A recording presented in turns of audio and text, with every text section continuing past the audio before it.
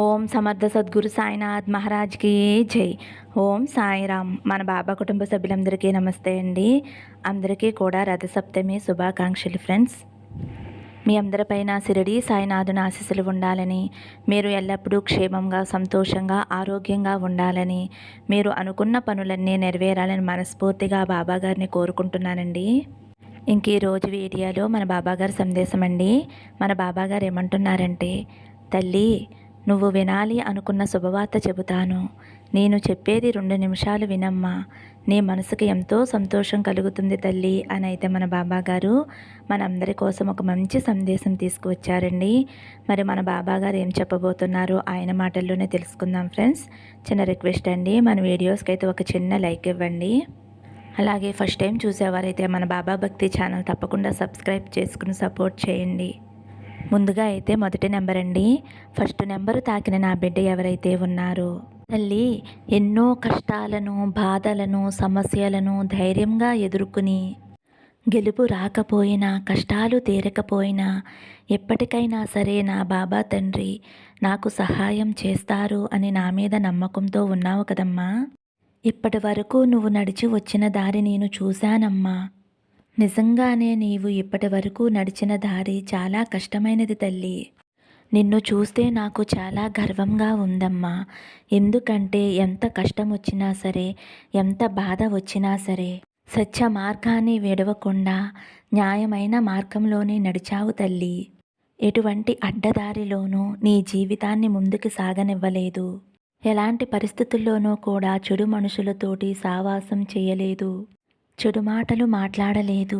నీకు చెడు చేసిన వారిని కూడా శపించలేదు తల్లి నువ్వు.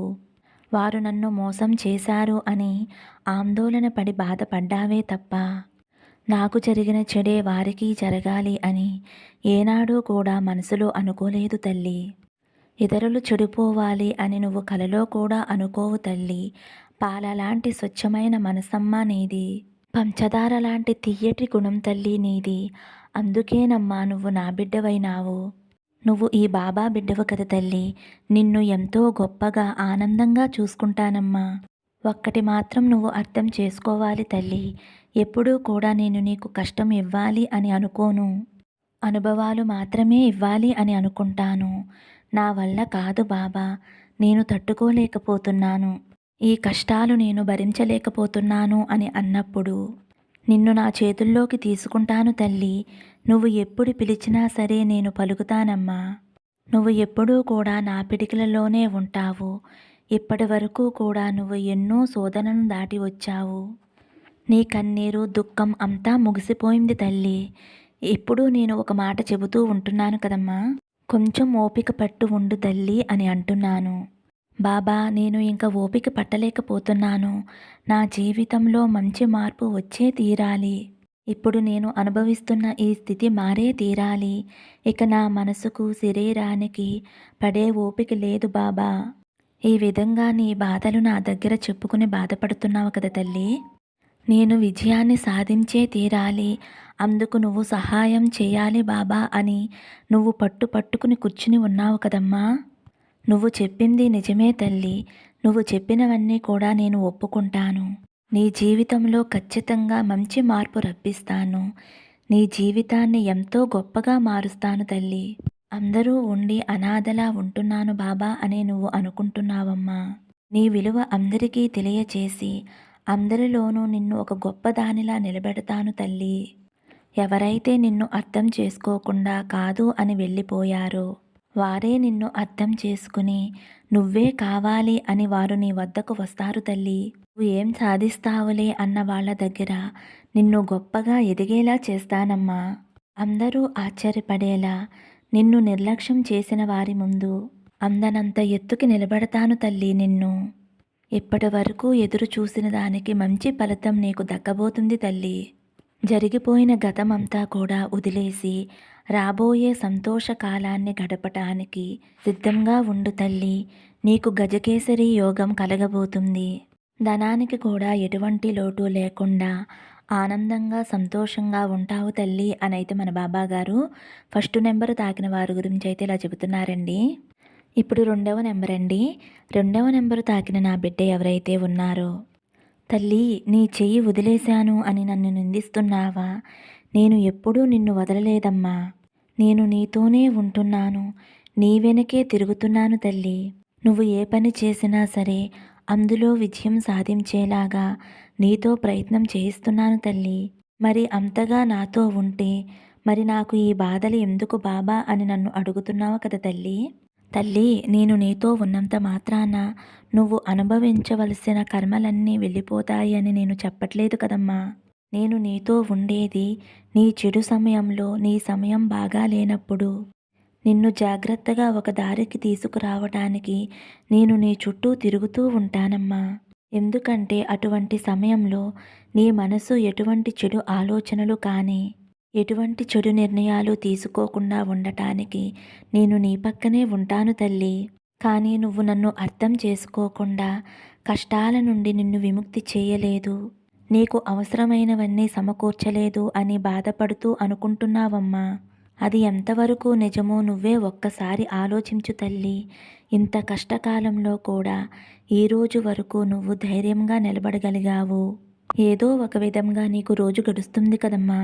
అటువంటప్పుడు నేను నీతో ఉన్నట్టా లేనట్టా నువ్వే చెప్పాలి తల్లి.